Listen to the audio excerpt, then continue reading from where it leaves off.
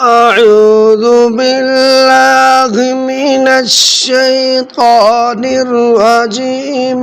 بسم الله الرحمن الرحيم. إن إبراهيم كان أمة قانتا لله حنيفا ولم يك من المشركين شاكرا لأنعمه اجتباه وهداه إلى صراط مستقيم وآتيناه في الدنيا حسنة وإنه في الآخرة لمن الصالحين. ثم أوحينا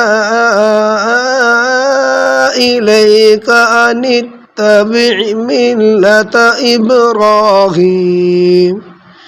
ملة إبراهيم حنيفا وما كان من المشركين.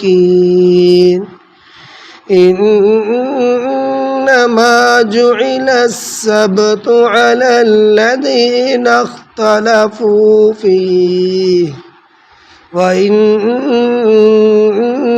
ربك ليحكم بينهم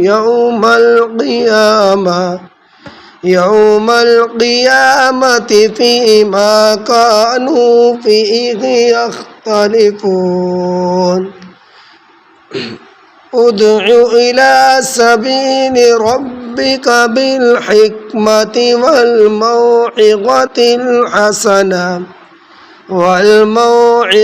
الحسنة وجادلهم بالتي هي أحسن إن ربك هو أعلم بمن ضل عن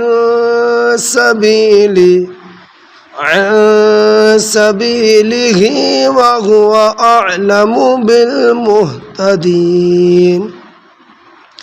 وإن عاقبتم فعاقبوا بمثل ما عوقبتم به ولئن صبرتم لهو خير للصابرين.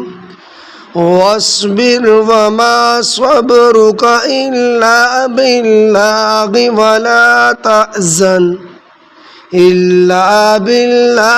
ولا تحزن عليهم ولا تك في ضيق مما يمكرون. إن الله مع الذين اتقوا والذين هم محسنون. صدق الله العظيم.